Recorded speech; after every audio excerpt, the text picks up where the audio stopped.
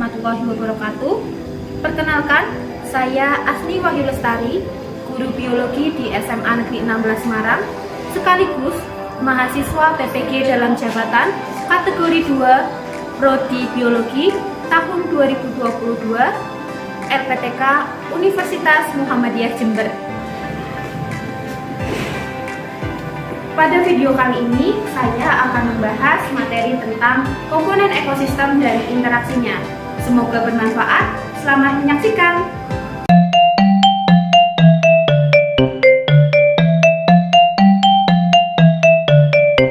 Assalamualaikum warahmatullahi wabarakatuh.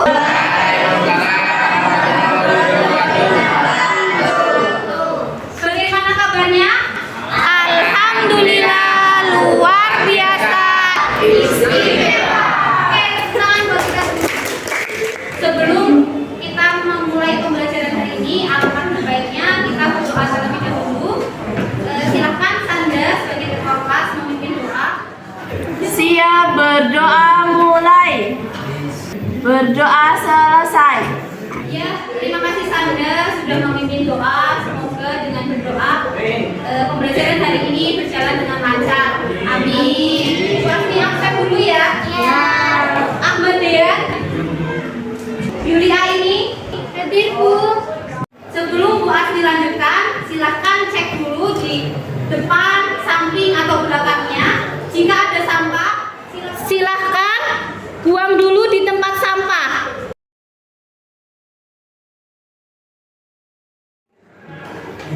Coba kalian ingat kembali di depan kelas kalian atau di belakang kelas kalian ada apa saja sih? Ada tumbuhan, Bu. Ada hewan, Bu. Ya benar, ada makhluk hidup seperti tumbuhan dan hewan. Kemudian apakah hanya ada makhluk hidup saja? Ada tanah, Bu. Ada batu, Bu.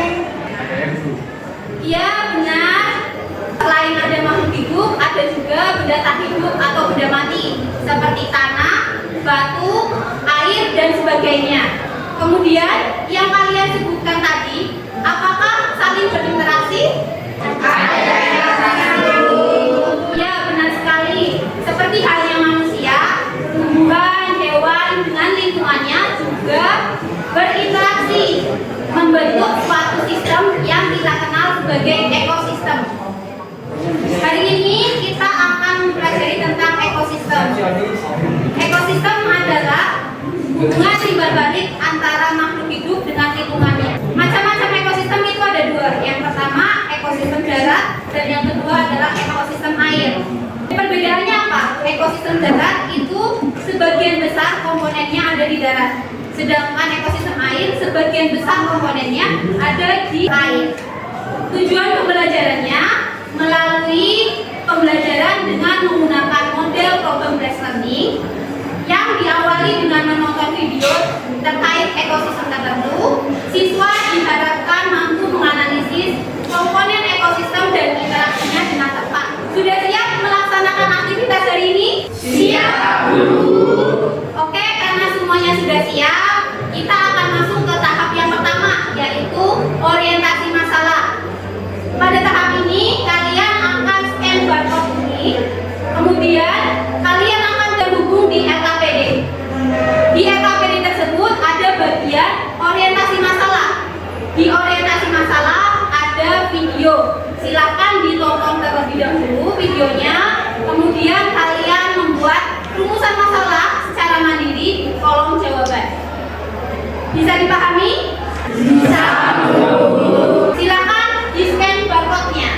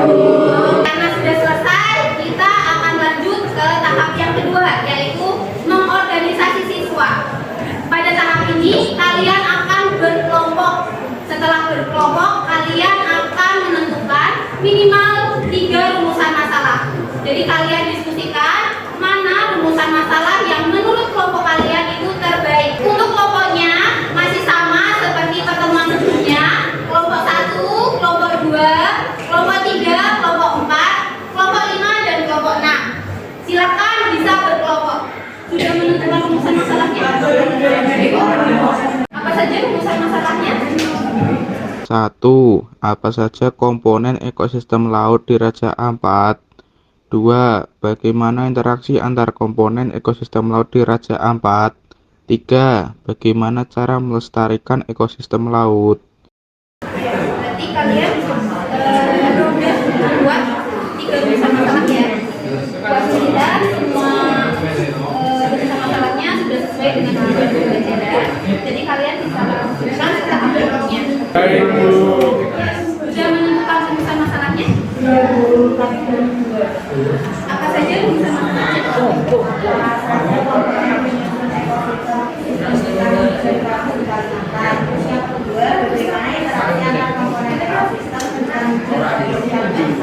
Oke, yang dua nomor ini rumusan masalahnya sudah sesuai dengan tujuan pembelajaran.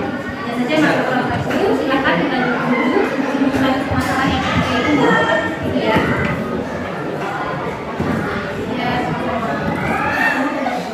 Oke, waktu sudah berkeliling, ternyata semua kelompok sudah menentukan rumusan masalahnya.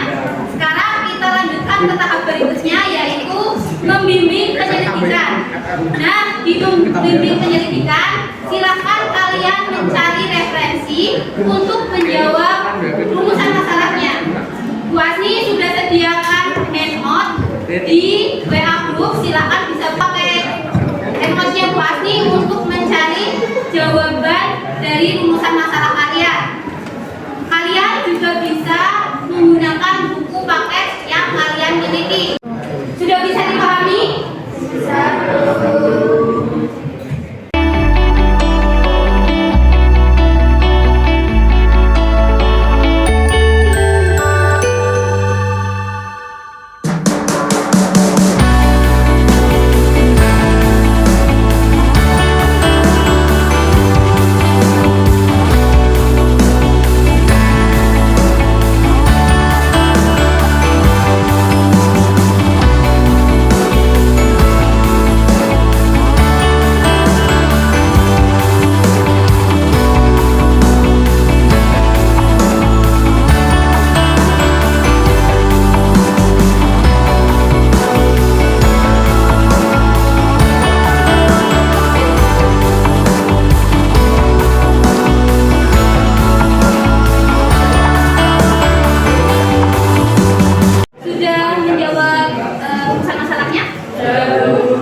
Coba Bu Asni lihat seperti apa.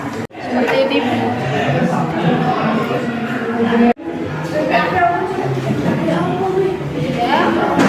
semua, tapi jangan lupa ya ditulis juga referensinya ya. Silakan bisa dilihat. Sudah dapat jawaban rumusan masalahnya? Ini pulang.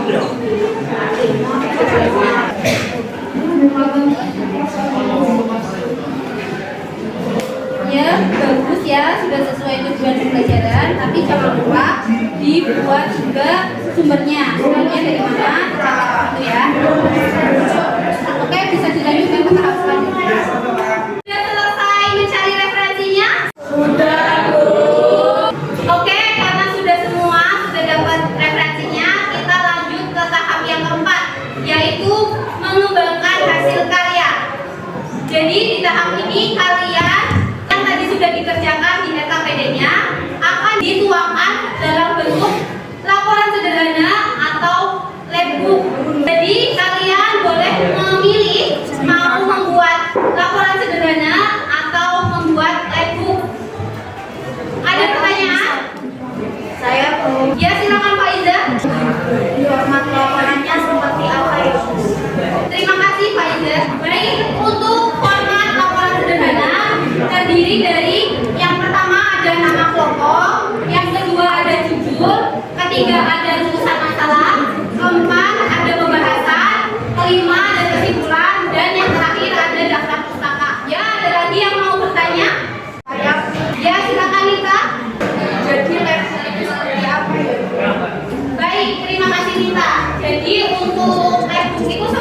sih?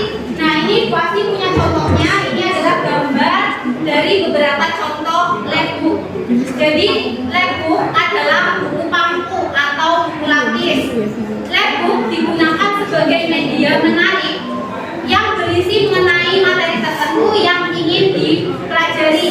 Jadi kalau kalian tadi mempelajari tentang ekosistem, maka labbooknya isinya tentang ekosistem sesuai pengamatan kalian masing-masing. Untuk format labbooknya seperti apa? Format labbooknya seperti ini. Ada cover, ada nama kelompok, terdiri dari 3 halaman utama. Ada yang sebelah kanan, tengah, dan kiri. Jadi ketika kalian buka, labbooknya akan berlapis-lapis.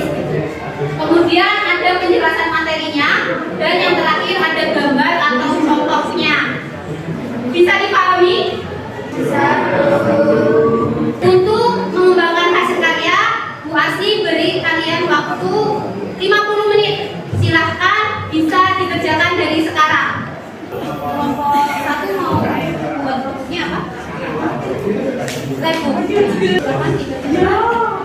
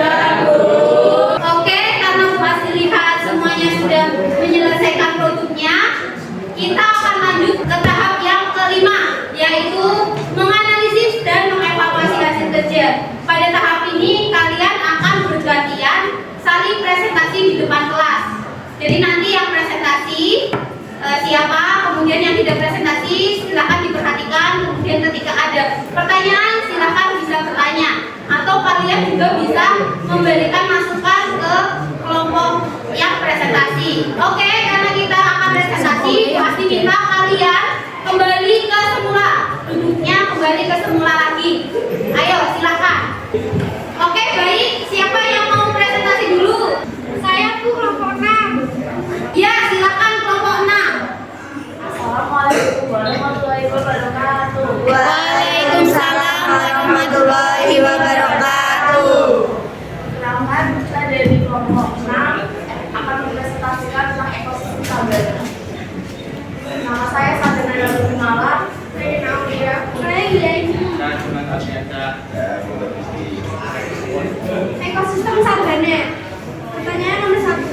Apa saja komponen muatan sabana? Saya yang dari saluran angin, sumur, tanah, dan tumbuhan biotik. Pertanyaan nomor 2. Apa ciri-ciri ekosistem sabana? Ciri-ciri ekosistem sabana. Hutan sabana hanya terdapat daerah khatulistiwa dan tropis. Iklim yang berkembang belakang, jenis flora didominasi rumput-rumputan, hewan yang tinggal di sabana mampu menghemat konsumsi air, suhu udara cenderung panas pada musim tahun. Tentang pusaka, kami mengambil dari buku paket biologi kelas 10 dan dari Henry Bu Asri. Apakah ada pertanyaan? Saya. Bagaimana interaksi yang ada di sabana? Interaksi yang ada di padang sabana salah satunya adalah predasi. Predasi atau pemangsaan adalah interaksi biologis ketika suatu organisme memangsa, membunuh dan memakan organisme yang lain yang merupakan mangsanya. Oke, terima kasih kelompok 6 sudah mempresentasikan, kemudian terima kasih Pak Iza sudah memberi pertanyaan. Nah, Bu Asmi akan koreksi dulu atau evaluasi. Jadi yang dikerjakan kelompok 6 itu sebagian besar hampir sempurna. Hanya saja ada yang tidak sesuai format yang Bu Asmi minta. Jadi Bu Asmi mintanya ada nama kelompok, ada judul, ada rumusan masalah, ada pembahasan. Ini memang ada rumusan masalah, ada pembahasan. Tapi ternyata di pertanyaan dengan pembahasannya ini digabung, tidak terpisah gitu ya. Kemudian untuk yang lainnya sudah benar semua, daftar pustaka juga sudah ditulis dengan sesuai panduan daftar pustaka, ini sudah benar. Baik, terima kasih kelompok 6, silahkan bisa diulang. Sekian dari kita. Wassalamualaikum warahmatullahi wabarakatuh. Waalaikumsalam warahmatullahi wabarakatuh. Beri tepuk tangan untuk kelompok 6. Selanjutnya kelompoknya siapa yang mau presentasi? Saya Bu, kelompok 3. Ya, kelompok 3. Silakan presentasi dulu. Kemudian yang lainnya perhatikan dulu ya. Assalamualaikum warahmatullahi wabarakatuh. Perkenalkan, kami dari kelompok 3. Nama saya Azifah Jatamunia, absen 6.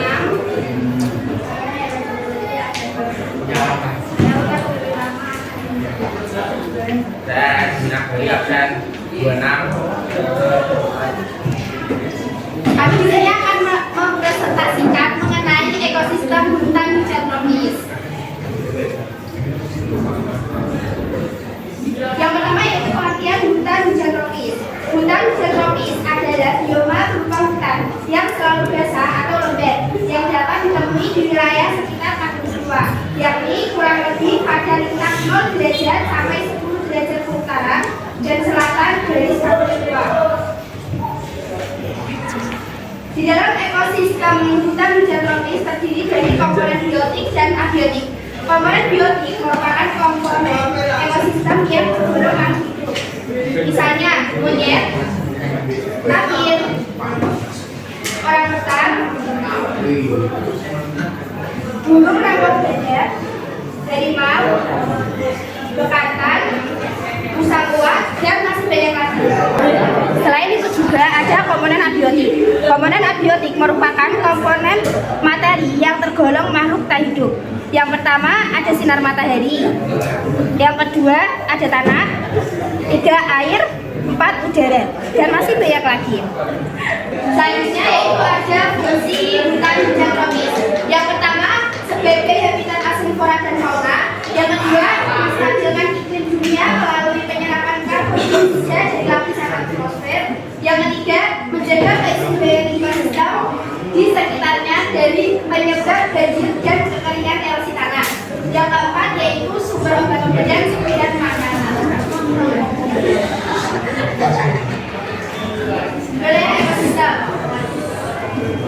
Ekosistem hutan hujan tropis terdapat di Taman Nasional Kutai, tepatnya di Kalimantan Timur. Kalimantan merupakan salah satu pulau terbesar di Indonesia sebagai paru-paru dunia. Interaksi ekosistem. Yang pertama yaitu ada simbiosis. Simbiosis adalah hubungan yang terjadi antara dua organisme. Yang kedua yaitu ada kompetisi. Kompetisi merupakan persaingan yang terjadi di antara dua spesies.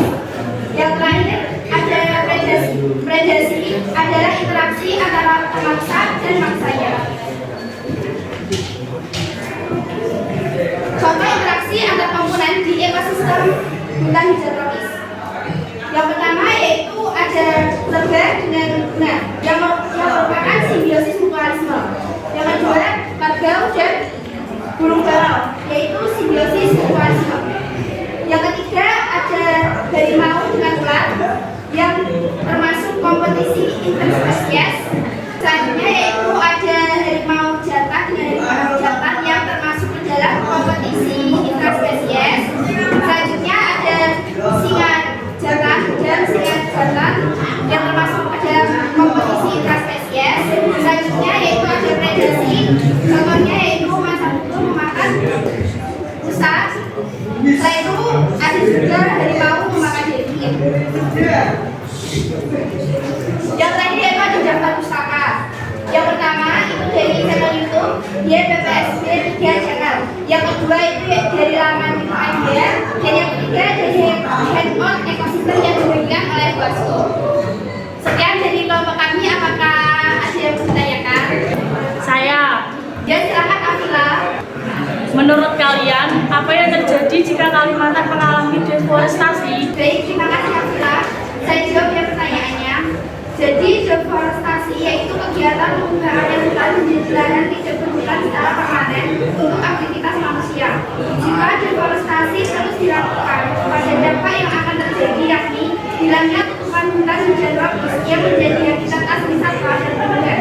Spesies hewan dan tumbuhan itu bisa punah seiring dengan berjalannya waktu. Selain itu, daerah resapan air bisa hilang karena tak adanya hutan sebagai penjaga siklus air. Apakah ada pertanyaan lagi? Saya. Ya, silakan saja. Bagaimana langkah konkret mencegah deforestasi? Baik, terima kasih. Jadi, pencegahan dapat dilakukan dengan pengembangan sistem tebang pilih dan penanaman kembali.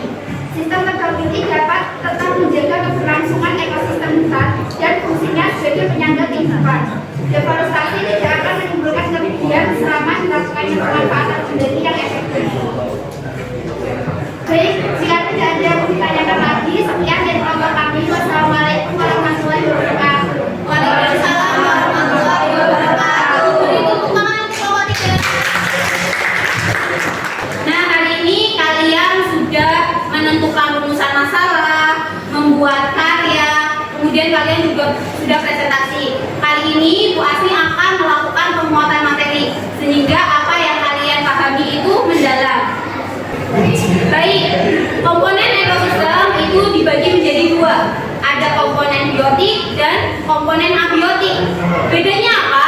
Komponen biotik adalah komponen yang terdiri dari makhluk hidup. Contohnya kayak yang tadi dapat ekosistem laut, berarti ada ikan, ada koral, kemudian ada ikan kecil maupun ikan besar, dan masih banyak lagi. Kemudian kalau komponen abiotik berarti komponen yang bukan makhluk hidup atau benda mati. Contohnya tadi ada tanah, ada batu, ada air, ada sinar matahari, dan masih banyak lagi yang lainnya. Komponen biotik yang ada di ekosistem itu memiliki peranan tertentu. Ada yang berperan sebagai produsen, ada yang berperan sebagai konsumen, ada yang berperan sebagai dekomposer, dan ada juga yang berperan sebagai detrivore. Interaksi antar komponen ekosistem itu ada 3 macam. Yang pertama simbiosis, kemudian ada kompetisi, dan yang ketiga ada predasi. Untuk simbiosis itu ada 3 macamnya: simbiosis mutualisme, simbiosis komensalisme, dan simbiosis parasitisme. Simbiosis mutualisme berarti hubungan antara dua makhluk hidup yang saling menguntungkan. Kalau kalian lihat di PowerPoint yang pasti ini ada contoh, ada anemon dengan ikan badut. Ini merupakan contoh simbiosis mutualisme. Kenapa? Karena pada ikan badut itu akan merasa terlindungi dari predatornya ketika berada di anemon. Kemudian anemon akan dapat makanan dari ikan badut. Ikan badut biasanya membawa parasit di tubuhnya. Nah, itu akan dimakan oleh anemon. Yang kedua yaitu simbiosis parasitisme. Simbiosis parasitisme berarti hubungan dua makhluk hidup yang salah satunya merasa dirugikan. Contohnya di sini ada monyet. Monyet ini sedang mencari kutu. Kutu di rambutnya ini bersifat parasit pada monyet. Monyet merasa dirugikan dengan adanya kutu. Yang terakhir yaitu simbiosis komensalisme. Nah, di sini ada contoh seperti hubungan antara ikan hiu dengan ikan remora. Ikan hiu tidak merasa dirugikan dengan adanya ikan remora maupun tidak merasa diuntungkan. Sedangkan ikan remora ini diuntungkan ketika mendapat makanan atau sisa-sisa makanan dari ikan hiu. Contohnya gini, kalian ada yang lagi naksir seseorang? Ada. Nesha Bu. Orang itu belum tentu suka sama kamu kan? Nah, hubungan ini, hubungan antara kamu dengan gebetan istilahnya itu adalah hubungan simbiosis komensalisme. Jadi keberadaannya kamu itu tidak menguntungkan untuk gebetan, tidak juga merugikan, gitu ya. Selanjutnya kompetisi. Kompetisi atau persaingan adalah hubungan dua makhluk hidup yang saling bersaing. Kompetisi dibagi menjadi 2. Ada kompetisi intraspesies, ada juga kompetisi interspesies. Bedanya apa?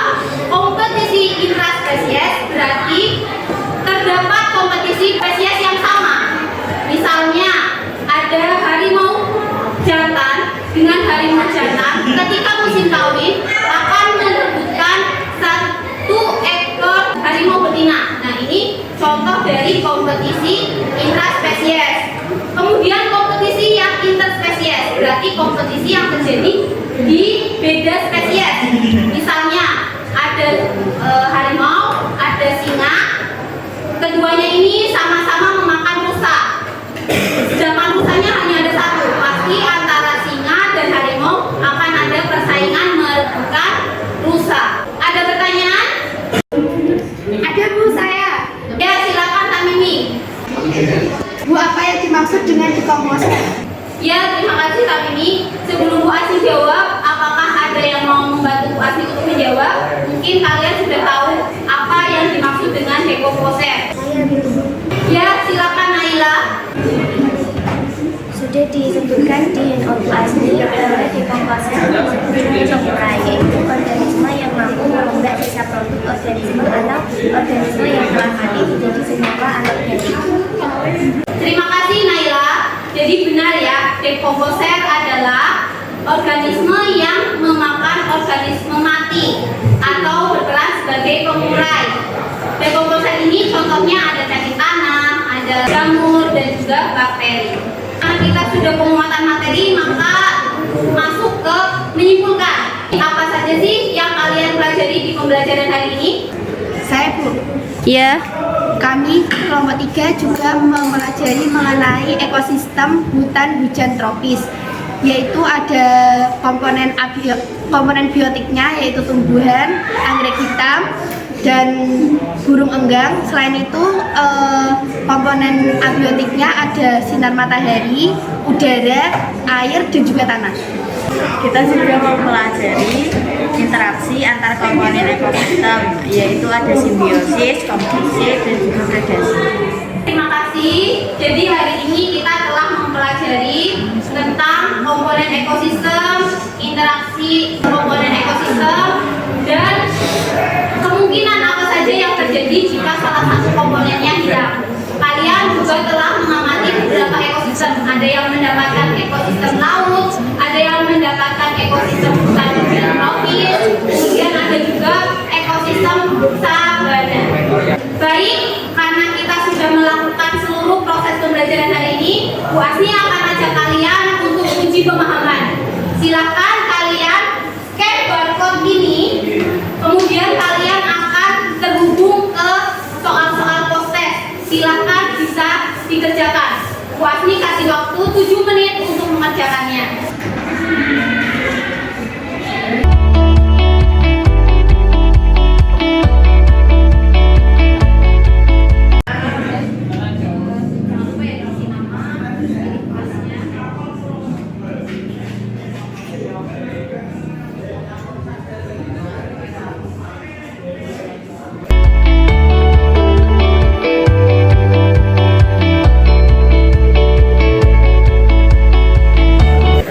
Oke, waktu untuk mengerjakan sudah habis ya anak-anak.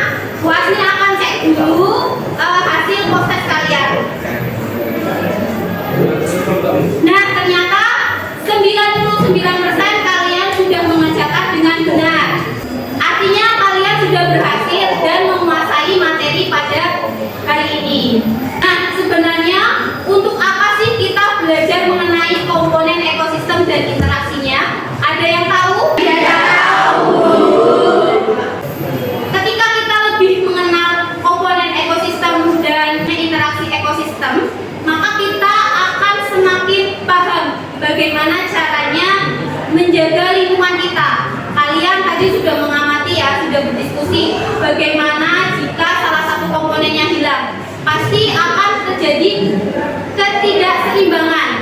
Nah, inilah makanya kalian harus mempelajari mengenai komponen ekosistem dan interaksinya. Menurut kalian pada pembelajaran hari ini, bagian mana sih yang kalian suka?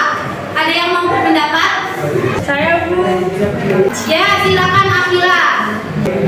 Hari ini pembelajarannya seru sekali. Kami diajak melihat ekosistem laut Raja Ampat. Baik, terima kasih. Ada lagi yang mau berpendapat? Saya, Bu. Ya, silakan Mita. Kami dibebaskan memilih produk untuk dipresentasikan. Tadi kelompok kami membuat lagu. Ini pengalaman baru bagi kami.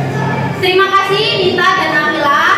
Semoga dengan refleksi yang kalian utarakan membuat pembelajaran Bu Asni setiap harinya lebih menyenangkan dan bermakna. Baik, minggu depan